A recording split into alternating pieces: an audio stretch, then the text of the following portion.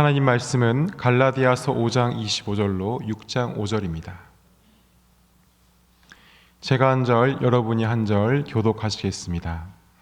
만일 우리가 성령으로 살면 또한 성령으로 행할지니 헛된 영광을 구하여 서로 노엽게 하거나 서로 투기하지 말지니라. 형제들아, 사람이 만일 무슨 범죄한 일이 드러나거든 신령한 너희는 온유한 심령으로 그러한 자를 바로잡고 너 자신을 살펴보아 너도 시험을 받을까 두려워하라. 너희가 짐을 서로 지라. 그리하여 그리스도의 법을 성취하라.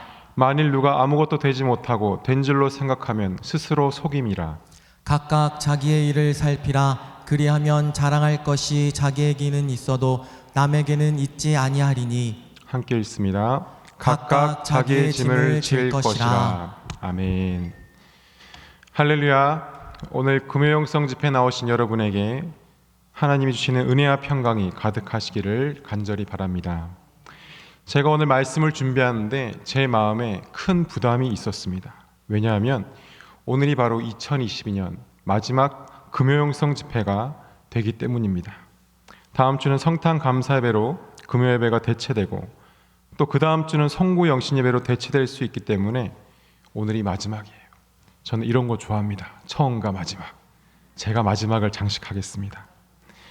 그래서 제가 오늘 어떤 말씀이 올해의 마지막 금요영성 집회에 어울릴까를 묵상하다가 올해를 정리하면서 내년을 기대할 수 있는 말씀, 올해의 마지막을 위한 말씀을 위해서 기도하는 가운데 이제 내년도 우리 교회 표어인 성령을 따라 행하라 라는 표어를 묵상하면서 어떻게 하면 성령을 따라 행하는 삶을 살 수 있을까? 그렇게 고민하는 가운데 갈라디아서를 읽었습니다. 그런데 갈라디아서에요, 성령을 따라 행하는 법이 나와 있습니다. 여러분, 어떻게 하면 성령을 따라 행할 수 있을지 궁금하지 않으십니까? 궁금하시죠, 여러분? 오늘 말씀 가운데에 여러분들에게도 제게 주신 동일한 은혜가 임하시기를 간절히 바랍니다. 이제 내년 2021년이 되면 제 나이의 앞자리가 바뀌어요. 저도 이제 3학년에서 4학년으로 올라갑니다. 김해 처음 올 때 2학년이었는데 벌써 4학년이 되었네요. 저는 제 40대가 너무 기대가 되고 좋습니다. 왜냐하면 저는 이미 제 얼굴이 20대 때 40대 얼굴이 완성되어 있었기 때문이에요. 제가 20살 때요, 신학교에 가서 첫 수업 시간이었어요. 앞문이 뒷문인 줄 알고 잘못 들어갔는데 들어가니까 동기들이 일어서 인사를 하는 거예요. 왜 인사를 하지? 교수님인 줄 알았다는 거예요. 29살 때 전도사로 처음 김해에 와서 예배를 갔는데 저를 잘 모르시던 교사분들이 좋아하시는 거예요. 야, 드디어 연륜이 있는 부목사님 오셨구나. 29살 신학교를 졸업하고 갓 온 29살 전도사인데 말이죠. 그런데 40대가 되면 제 나이랑 외모가 맞아떨어지는 시기가 오지 않을까. 더 나아가서 이제 젊어 보인다는 소리를 듣게 되지 않을까. 두고 오십시오. 꼭 젊어 보인다는 소리를 들을 날이 올 줄 믿습니다. 아멘 하신 분들은 10년 더 젊어 보이시게 될 줄 믿습니다. 이럴 때만 아멘 하신 분들이 꼭 있어요. 40년이란 짧은 시간 동안에 제가 성령님과 함께 했던 시간이 언제였을까? 가장 성령님께서 내 삶에 강력하게 임재하셔서 성령님이 주신 감동에 따라 행했을 때가 언제였을까를 제가 한번 돌아보았습니다. 그런데 그 인생의 순간들이 공통점이 있었어요. 바로 제 인생의 결정적인 순간에 제가 성령님을 정말로 많이 찾았고 성령님께서도 그때 많이 저에게 임재하시고 이끌으셨던 기억들이 있습니다. 결정적인 순간을 앞두고 제 경험과 지식들로는 도저히 그 문제를 해결할 수가 없겠더라고요. 내 지식과 지혜로는 내가 저거를 결정할 수가 없다. 하나님께서 지혜를 주셔서 성령께서 감동 주셔서 결정해야 되는 문제들이다 하는 문제들이 생기면 저는 하루 종일 다니면서 기도하는 거예요. 하나님, 이 문제 어떻게 할까요? 하나님, 제가 어디로 가야 할까요? 하나님, 제가 어떻게 해야 될까요? 그렇게 기도하면서 하나님의 민감한 음성을 듣기 위해서 제 귀를 열어두고 모든 채널을 열어두고 성령님께서 나에게 어떻게 행하시는가, 성령께서 나를 어디로 인도하시는가에 모든 관심을 쏟으면서 다녔던 기억들이 있습니다. 그러면 항상 성령님께서는 응답해 주시고 그 말씀 붙들고 행동할 수 있도록 인도하셨습니다. 제가 고3 때 신학교를 가야 하는데 우리 집이 경제적으로 너무 힘든 거예요. 고민이 생겼어요. 내가 소명이 있는지 없는지도 잘 모르겠고 내가 지금 신학교를 가도 되나? 돈을 벌어야 되진 않나? 우리 가정 경제를 위해서 내가 다른 길로 가야 되지 않나? 그런 불안감 때문에 기도를 한번 해야겠다. 그리고는 그때 저희 집이 경기도 일산에 있었는데요. 서울에 있는 후암백합교회까지 1시간 버스를 타고 갔어야 됐습니다. 금요일마다 금요 철야에 가서 기도했어요. 주님, 제가 어디로 가야 할까요? 제가 정말 소명이 있습니까? 제가 정말 신학교를 가도 됩니까? 그렇게 기도하는 가운데 성령님께서는 세미한 음성으로 장대야, 너같이 힘들고 어려운 사람들 위해 살아라 라는 소명을 주신 겁니다. 그 소명 붙들고 저는 지금까지 뒤돌아보지 않고 계속해서 하나님 말씀 붙들고 달려왔습니다. 그리고 신학교를 졸업하고 신학대학원을 입학할 때 제가 또 고민이 생겼어요. 야, 그래도 남자가 한번 태어나서 유학을 한번 가봐야 되지 않나. 유학을 한번 가보고 싶다. 또 선교사도 한번 나가보고 싶다. 선교사가 내 길은 아닐까. 심각하게 고민을 하게 되었어요. 그래서 어디서 보고 들은 건 있어서 전국 기도원을 투어하기 시작했습니다. 전국이라기보다는 서울의 유명한 기도원들을 다니기 시작했어요. 그리고 경기도까지 갔는데 유명한 기도원들 다 산에 있더라고요. 많은 산들 다니면서 산기도도 하고 기도도 하는데 제가 어디까지 갔냐 하면 제주도 한라산 기도원까지 갔습니다. 거기에서 금식하고 기도하는 중에 그 기도원 원장님한테 제가 기도 제목을 말씀드린 적이 한 번도 없는데 기도하는데 이런 말씀을 하시는 거예요. 전도사님, 교수도 좋고 선교사도 좋고 돈을 벌어 교회를 섬겨도 좋지만 훌륭한 목사님이 되십시오. 저한테 그렇게 하나님의 응답으로 말씀을 하시는 거였습니다. 그런데 그 말씀 듣는데 마음이 평안한 거예요. 마음이 너무 평안한 채로 기도원에서 내려오니까 일주일 뒤에 파트 사역지가 구해지고 신학대학원에 들어가서 정말 후회 없이 공부하고 또 태권도 선교도 하면서 선교도 많이 다니고 사역도 열심히 했습니다. 2010년 3월 신학대학원을 졸업하고 이제 전담 사역지로 나가야 되는데 너무 고민이 되는 거예요. 서울에서 해야 되나, 지방을 가야 되나, 또 외국을 한번 나가야 되나. 제가 너무 외국에 나가고 싶었거든요. 외국에 있는 교회도 사역자를 뽑는다는데 어디로 가야 되나. 그러면서 또 금식기도원 들어갔습니다. 또 한라산에 가서 기도원을 가서 기도하는데 여러분들 기도를 밤새서 하시다 보면 보통 2시나 3시쯤에 성령님이 임하실 때가 많이 있어요. 졸다가 기도하다가 하는데 새벽 3시쯤에 갑자기 마음이 평안해지면서 사역지에 대해서 고민하지 말라는 마음을 주셨습니다. 그때가 3월이었는데 4월이 되니까 김해제일교회에서 연락이 왔어요. 서울신학대학교 안용식 목사님을 찾아가서 카페에 가서 차 한잔을 해라 그러시는 거예요. 저는 나름 스카웃 당했다는 생각을 들고 교만하게 목사님 마음에 들면 가야지 그러고 갔는데 목사님이 저를 보시자마자 그래서 언제 내려올 건가? 제가 5월에 가겠습니다. 그렇게 김해에 와서 지금까지 열심히 사역하고 있습니다. 제 인생의 결정적인 순간에는 제 경험과 지식으로 뭔가 결정하기가 두렵더라고요. 그래서 그때 열심히 하나님을 찾게 되고 성령께 내가 의탁하고 성령님의 음성에 순종할 수밖에 없었습니다. 성령님을 바라볼 수밖에 없었고 성령님이 주시는 확실한 믿음 없이는 한 걸음도 앞으로 나아가기가 두려울 때가 있었던 것입니다. 그 인생의 결정적인 순간에 성령님의 음성에 순종해서 성령을 따라 행했을 때에 주님께서는 분명한 응답을 주시고 평안한 가운데 한 걸음 한 걸음 나아가게 하셨습니다. 우리는 나의 힘과 나의 능으로 하고자 하면 불안합니다. 평안이 없고 성령님이 강한 감동을 주셨을 때에 그 감동대로 행하면 나의 상황은 변한 게 없는데 마음에 평안함이 있는 거예요. 그리고 그 말씀 붙들고 나아가면은 어디를 가도 두렵지가 않은 겁니다. 성령님을 따라 행한다는 것, 이것은 어쩌면 나의 모든 것을 내려놓고 온전히 성령님을 따르면서 그 성령님께 모든 것을 맡겨드리는 게 아닌지 모르겠습니다.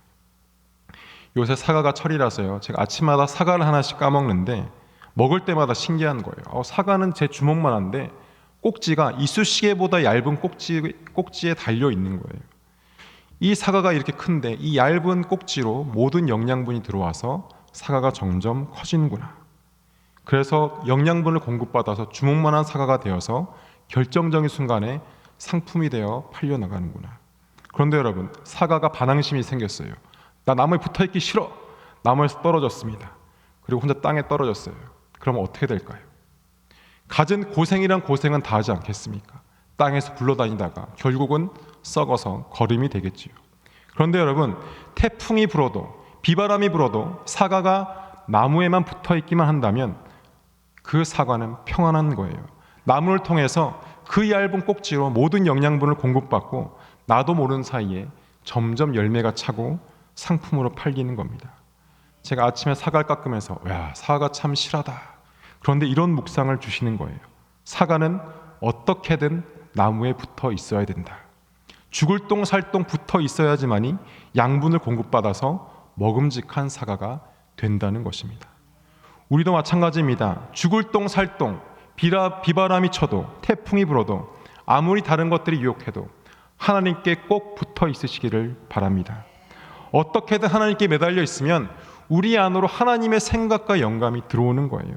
하나님의 마음으로 가득 차면요, 우리 마음은 평안한 거예요.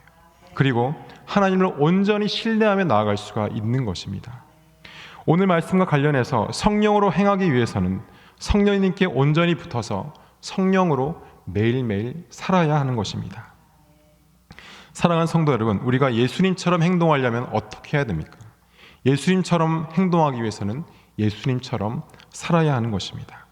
오늘 본문 25절입니다. 다 같이 한번 읽어보겠습니다. 시작. 만일 우리가 성령으로 살면 또한 성령으로 행할지니. 여기에서 우리가 성령으로를 예수님처럼으로 한번 바꾸어서 다시 읽어보겠습니다. 시작. 만일 우리가 예수님처럼 살면 또한 예수님처럼 행할지니. 아멘. 결정적인 순간에 우리가 예수님처럼 행동하기 위해서, 성령으로 행하기 위해서는 내 평소의 삶이 성령으로 살고 있어야 된다는 거예요.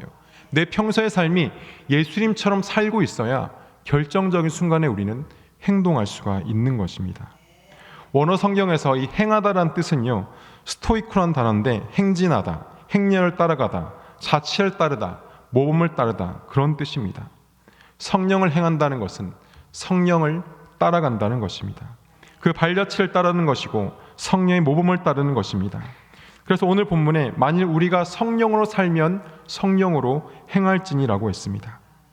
우리가 성령으로 하루하루를 살아야 성령으로 행할 수 있다는 것이 아니겠습니까?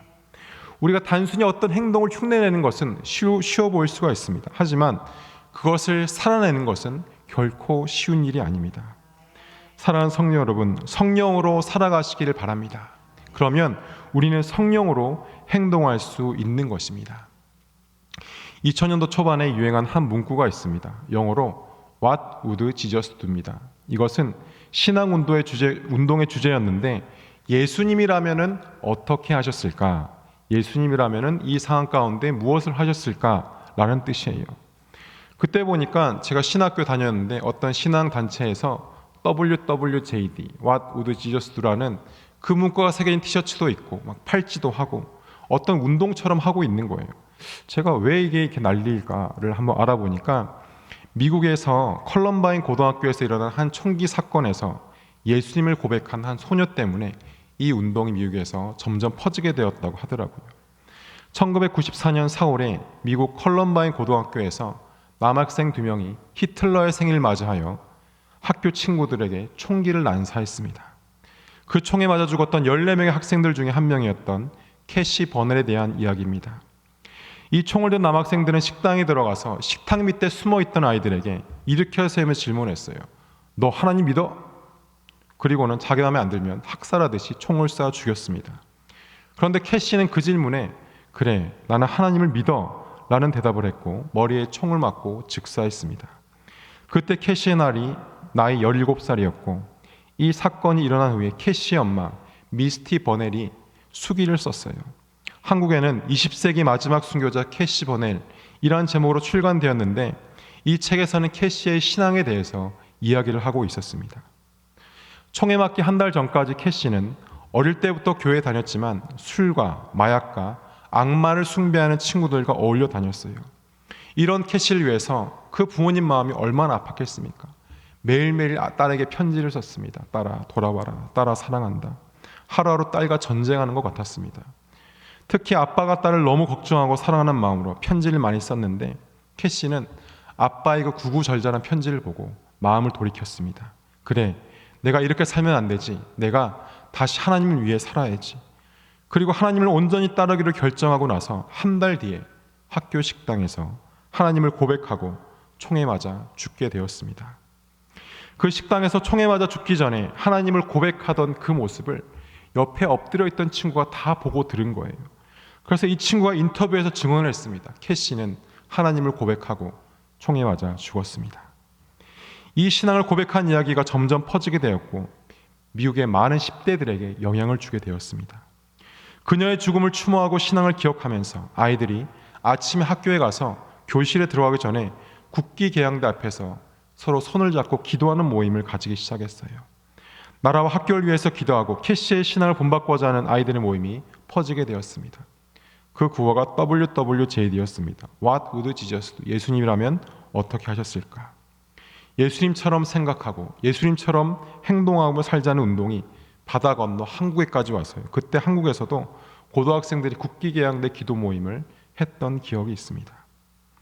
캐시는 하나님을 마음에 받아들이고 나서 하나님이 주신 그 마음을 가지고 살고자 했고 행동하고자 했고 결정적인 순간에 그 결정적인 순간이 총구가 내 머리 위에 대어져 있고 그냥 하나님 안 믿어라고 얘기하면 살 수도 있는 그 상황에서 캐시는 당당하게 하나님을 고백하고 17살 소녀의 마지막 순간이 그 결정적인 순간이 되었던 것입니다.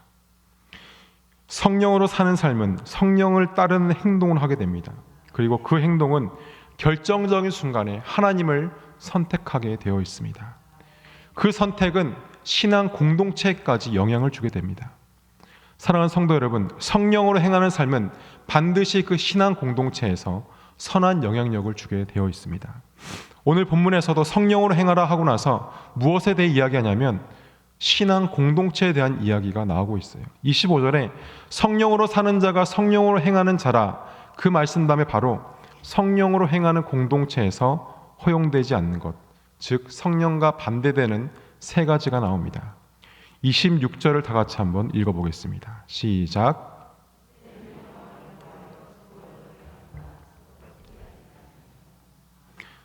헛된 영광을 구하지 말고 노엽게 하지 말고 투기하지 말라. 이것이 공동체 말하는 세 가지예요. 26절에 나타난 성령을 따라 행하지 않는 자의 첫 번째 특징, 성령을 따르지 않는 자의 특징입니다. 첫 번째는 헛된 영광을 구하는 자들입니다. 하나님 영광이 아니라 헛된 영광, 돈의 영광, 나의 영광을 구하는 자들이에요. 당시 갈라디아 교회는 자신의 영광을 구하면서 자신의 영적 경험만이 전부라고 믿는 사람들이 많이 있어서 그들이 내가 경험한 이 영적 체험만이 진리하면서 교인들을 선동하고 있었어요. 이러한 자들은 성령으로 행하는 것이 아니라 자신의 생각과 의로 행하는 자들이었습니다. 여러분, 교회에서요 성령으로 살고 성령으로 행하시는 분들 보면은 굉장히 겸손하세요.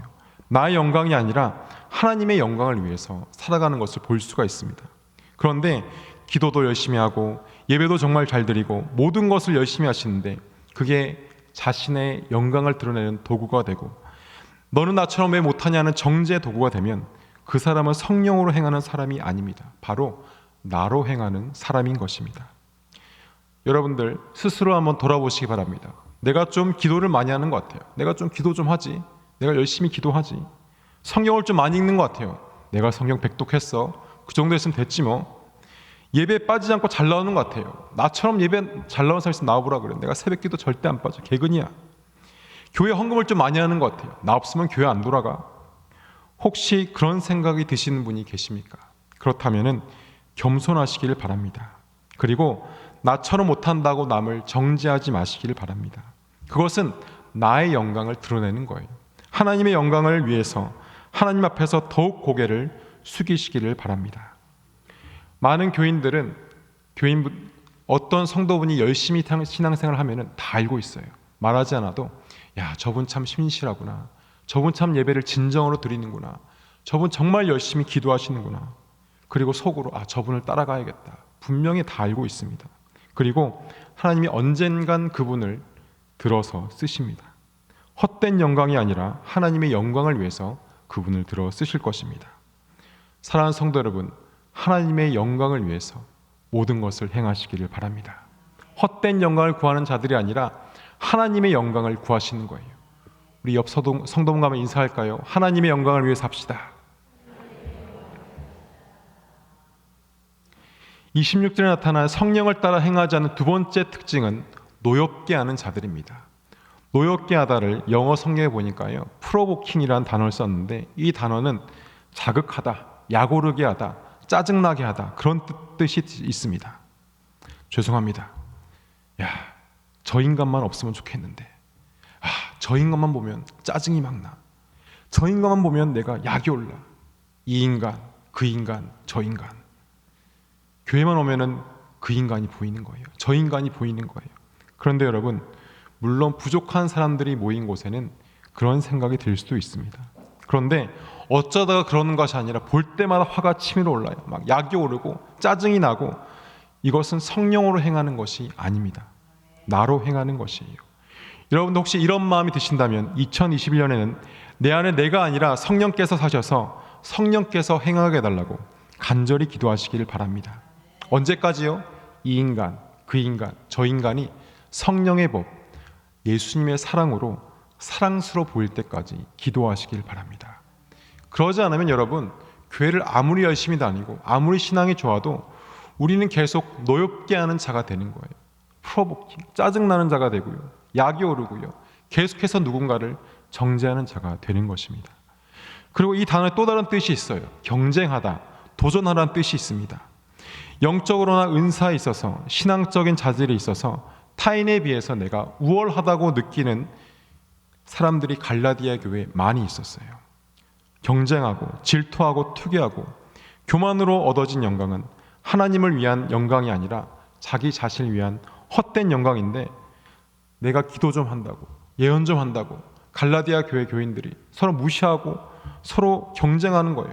나만큼만 해봐, 나만큼만 예언해봐, 나만큼만 좀 해봐. 이것은 성령으로 행하는 것이 아니라 나로 행하는 것입니다.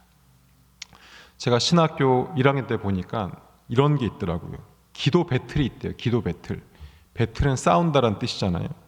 새벽 기도에 오래 앉아 있기 시합을 하는 거예요. 19살 된 신학생들 모아놓으니까 얼마나 마음이 뜨겁습니까? 불같이 뜨거운 그 학생들이 새벽에 와서 기도하고 나서 보면은 꼭 마지막까지 한 2명이 남아서 기도합니다. 오래 기도하는데 저 인간이 또 남아서 기도하는구나. 도저히 못 봐주겠다. 자고 있는 것 같은데 자리를 안 뜨는구나. 내가 쟤보다 열심히 더 기도해야 끝까지 남아서 이길 텐데. 그러다가 둘이 기도하다가 점심까지 먹고 돌아갔다는 전설이 있습니다. 물론 오래 기도하면 좋습니다. 그런데 단순히 기도하는 걸 가지고 영적인 우월을 가린다, 오래 앉아있는 걸 가지고 영적인 교만함을 가진다, 그 사람 가고 나면 이겼노라, 승리했노라, 이것은 성령으로 행하는 사람이 아니에요. 나로 행하는 사람입니다. 자기 우월감을 위해서, 만족을 위해서 나의 영광으로 나가는 사람, 이것이 갈라디아 교회의 많은 문제였습니다. 사랑하는 성도 여러분, 우리가 신앙생활하면서 약간의 경쟁심이 있으면 서로에게 도움이 될 수 있지만, 그것이 나의 영광을 위한 것이 되면 그때부터는 교만함으로 빠지게 되고 서로 싸우게 되고 경쟁하고 시기하게 된다는 것입니다. 하나님의 영광을 위해서 모든 것을 하시기를 간절히 바랍니다. 26절에 나타난 성령을 따라 행하지 않는 자의 세 번째 특징은 투기하는 자들이에요. 투기, 질투하는 자들이에요. 나도 모르게 시샘이 나고 남이 잘 되는 게 나의 슬픔과 분노가 되는 거예요. 또 이 인간, 또 그 인간, 저 인간이 잘 되면 내가 너무 배가 아프다. 신앙 공동체 안에서 잘 되면은 기쁨이 충만하고 은혜가 충만하고 사랑이 충만하고 화평이 충만해야 되는데 시기가 나고 질투가 나고 배가 아프고 잡이 안 오고 꼴배기가 싫고 저 사람 어디 아팠으면 좋겠다 그러고, 이 시기와 질투가 순간 나를 사로잡는 거예요. 이것이 무엇이냐면 육체의 욕망에 매인 사람이에요. 성령으로 행하는 것이 아니라 나로 행하는 사람입니다.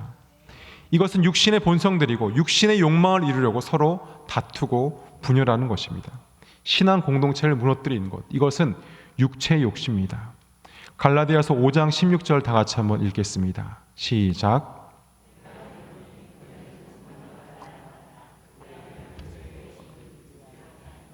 성령을 따라 행하지 않으면 뭘 따른다고요? 육체의 욕심을 이루게 된다는 겁니다. 우리가 성령님께 속해지지 않으면 육체의 욕심에 사로잡히게 되는 거예요. 반대되는 것이 육체의 욕심이라는 것입니다. 그런데 이것은 그 누구도 피해갈 수가 없어요. 예수님의 12제자들도 피해갈 수가 없었습니다. 육체의 욕심을 당장 내 눈앞에 있는 그것을 보고 결정적인 순간에 하나님을 따라, 성령을 따라 행하는 것이 아니라 바로 나의 욕심을 따라 행하는 것입니다. 여러분들, 가룟 유다가 결정적인 순간에 어떻게 했습니까? 예수님을 배반하고 팔아먹고 도망갔습니다. 예수님의 다른 제자들도 군인들이 몰려오자 다 예수님 버리고 부인하고 도망갔어요. 살기 위해서, 자기 영광 가리지 않기 위해서, 십자가 지기 싫어서 결정적인 순간에 배반하고 도망갔던 것입니다. 여러분, 육체의 욕심은요, 당장 내 눈앞에 있는 것만 보게 합니다. 하지만 하나님의 시선을 가지고 보면 멀리 바라보고 하나님의 생각으로 높이 갈 수 있는 것입니다. 성령으로 살고 성령으로 행하는 것은 멀리 보게 하는데요, 그래서 성령으로 행하는 신앙은 따라합시다. 독수리 신앙. 독수리 신앙. 독수리와 같은 신앙입니다.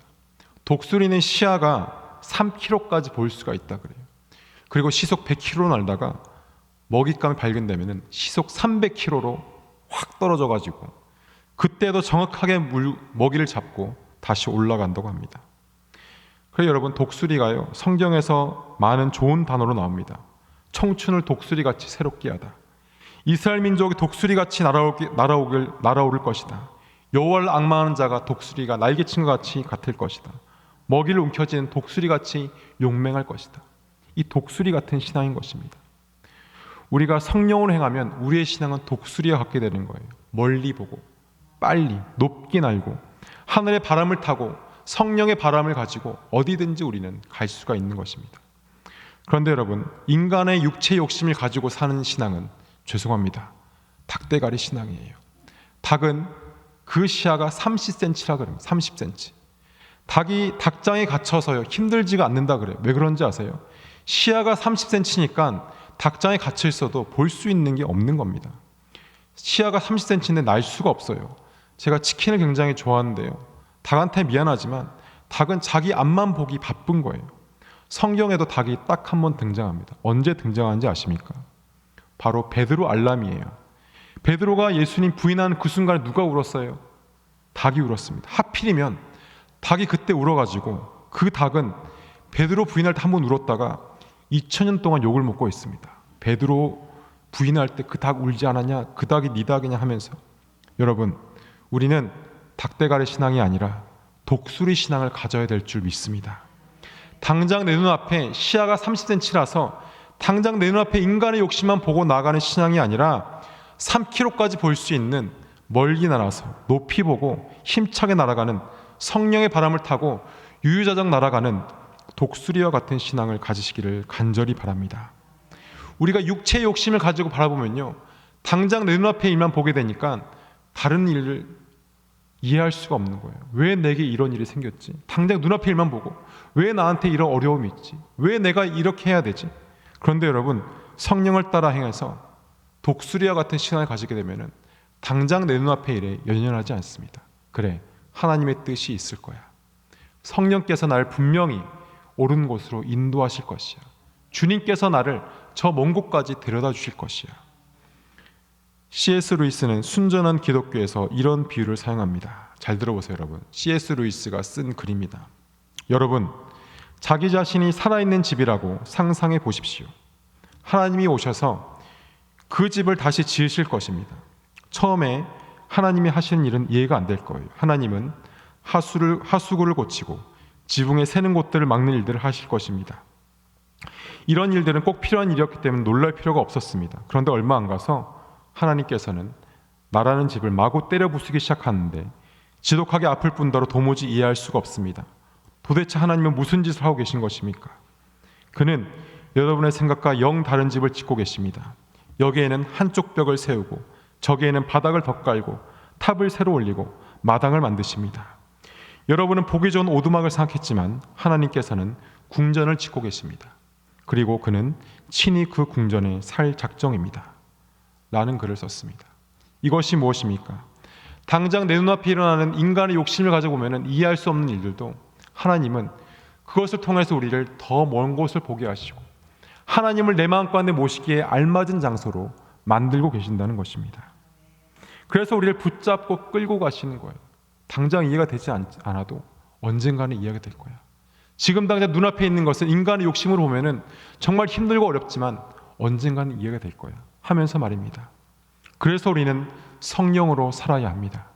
그래서 우리는 성령을 따라 행해야 됩니다.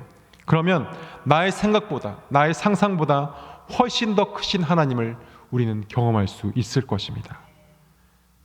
그러면 우리는 세 가지를 살펴보았어요. 하나님의 영광, 그리고 우리가 투기하는 것, 그리고 서로를 질투하는 것. 그렇다면 이 세 가지가 아닌 어떤 공동체를 우리는 이루어야 하겠습니까? 6장 1절부터 5절까지 그 말씀이 나와 있습니다. 다 같이 한번 읽어보겠습니다. 시작. 사람이 만일 무슨 범죄한 일이 드러나거든 신령한 너희는 5년 심령으로 그러한 자를 바로잡고 너 자신을 살펴보아 너도 시험을 받을까 두려워하라. 너희가 짐을 서로 지라. 그리하면 그리스도의 법을 성취하라. 만일 누가 아무것도 되지 못하고 된 줄로 생각하면 스스로 속임이라. 각각 자기의 일을 살피라. 그리하면 자랑할 것이 자기에게는 있어도 남에게는 있지 아니하리니 각각 자기의 짐을 질 것이니라. 아멘. 6장 1절부터 5절까지 반복된 단어가 하나 나오는데 바로 짐입니다. 짐. 2절에 너희가 짐을 서로 지라. 그리고 5절에 각각 자신의 짐을 지라. 서로의 짐과 자신의 짐, 이 두 가지 단어가 반복해서 나오는 겁니다. 신앙 공동체에서 성령을 따라 행하는 자는요, 남의 짐을 먼저 지어줘야 되는 겁니다. 내가 보기에 저 사람 짐이 너무 무거워 보여. 저 사람 짐을 내가 좀 들어줘야겠어. 그러면서 가서 들어주는 거예요. 무엇으로 들어줍니까? 바로 그리스도의 법, 그리스도의 사랑으로 남의 짐을 먼저 들어주려는 것이에요. 여러분들이 신앙생활 처음 시작하실 때 교회에 왔어요. 분명히 여러분들 도와준 누군가가 있을 겁니다. 분명히 여러분들 신앙에 도전을 주고 여러분들 신앙 성장을 위해서 옆에서 여러분들의 짐을 들어준 누군가가 분명히 있습니다. 그렇기 때문에 여러분들이 신앙생활을 시작하고 지금까지 내가 하나님을 바라보고 나올 수 있는 그 한 사람이 분명히 있었을 거예요. 저도 돌아보면은 내가 처음 교회에 가서 교회 생활을 내가 하나님을 믿고 정말 열심히 하려고 할 때에 나의 짐을 들어주었던 그 누군가가 있었기 때문에 제가 교회 생활을 열심히 할 수 있었고 신학교 가서도 열심히 하나님을 공부하며 주 앞에 나올 수 있었습니다. 그래서 우리가 누군가의 짐을 먼저 들어줘야 된다는 겁니다. 그리고 그 다음은 각각 자신의 짐을 져야 한다는 것입니다. 남의 짐을 지는 것이 겉으로 드러난 부분이라면 나의 짐은 내적인 부분을 말하는 거예요. 교회 와서 남의 짐만 계속 들어주다 보면은 지치고 넘어지고 번아웃 되는 거예요. 하나님 너무 힘들어요. 교회 왔는데 남의 짐만 들어주다가 저는 끝나는 것 같아요. 그래서 오늘 말씀에는 나의 짐도 스스로 져야 된다. 그리스도의 사랑을 나 자신 스스로가 알 수 있도록 열심으로 나의 짐도 챙겨야 되는 겁니다. 그리스도의 사랑에 나 자신 스스로가 빠질 수 있도록 찬양하고 예배에 나오길 힘쓰고 정말 내가 하나님 바로 설 수 있도록 내 스스로의 짐도 챙겨야 되는 거예요. 그래서 신앙 공동체에서 그리스도의 사랑으로 그리스도의 은혜로 성령으로 행하기 위해서는 남의 짐을 지어주고 나의 짐을 또한 질 수 있어야 하는 것입니다. 제가 김해제일교회에 와서 많은 경험을 했습니다. 2018년도에 새 성전을 건축하고 들어오는 그 순간은 우리 교회의 결정적인 순간이었어요. 여러분들 그때 기억이 하실지 모르겠지만 정말 힘들었지만 정말 은혜로운 순간이었습니다.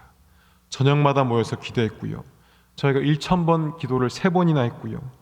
체육관에서 서로 도우면서 예배드리고 또 광야식당에서 라면을 먹는데 얼마나 맛있습니까? 라면을 열어놨는데 갑자기 밥이 생기고 과일이 생기고 치킨이 생기고 하는 하나님의 기적이 막 일어나는 거예요. 서로가 막 밥을 싸가지고 나눠 먹고 그리고 성령님의 임재를 초대하면서 하나님 우리가 건축을 하고 있습니다. 주님께서 도와주셔야 됩니다. 얼마나 열심히 기도하며 나아갔습니까? 저는 마치 그때가 이스라엘 백성들이 장막을 가지고 이동하면서 하나님의 은혜로만 살 수 있는 그러한 순간과도 같았어요. 결정적인 순간에 정말 우리 신앙 공동체가 열심히 기도하고 주 앞에 바로 서고 성령으로 살고 성령으로 행하기 위해서 전 성도가 노력하지 않았습니까? 그렇기 때문에 우리가 지금 이 새 성전에서 영광스러운 하나님의 예배를 드리고 있는 것이 아니겠습니까? 그런데 우리 교회가요, 또 결정적인 순간 앞에 서 있습니다. 어떤 순간입니까? 교회 빚이 많습니까? 그런데 여러분, 빚은 문제가 아니에요. 빚이 많아야 교회가 어둠이 아닌 빛 가운데로 나갈 수가 있습니다. 빚이 있어야 빛 가운데로 나갈 수가 있다는 거예요. 빚은 문제가 아니에요. 하나님께 맡겨드리면 해결해 줄 줄 믿습니다. 할렐루야. 더 중요한 결정적인 순간이 무엇이냐면 이제 2021년, 2022년 우리 교회 이제 한 세대가 또 마무리가 되고 새로운 시대가 다가오고 있는 것입니다. 이 결정적인 순간을 위해서 우리가 어떻게 하겠습니까? 성령으로 살고 성령으로 행동하고 성령에 따라 기도해야 되지 않겠습니까? 2021년도 여러분들 깨어서 기도하시길 바랍니다. 새벽 기도에 빠지지 마시기를 축원합니다. 마스크 썼다고 아멘 안 하신 거 다 보입니다. 여러분들이 열심으로 기도해야 되는 거예요. 결정적인 순간이 또 다가오고 있어요. 금요영성 집회 때 정말 열심으로 뜨겁게 기도하셔야 되고 새벽마다 내가 부르짖어야 되고 나올 수 없으면 내가 있는 자리에서 주님, 우리 교회 가운데 또 결정적인 순간이 옵니다. 우리가 먼저 성령으로 살고 성령으로 행해서 성령께서 인도하신 대로 나갈 수 있도록 주님께서 저희에게 은혜와 능력과 지혜를 주시옵소서 라고 기도해야 되는 순간인 것입니다. 그럴 때 우리가 주님 주신 지혜와 능력으로 평안함 가운데 나아갈 수 있습니다.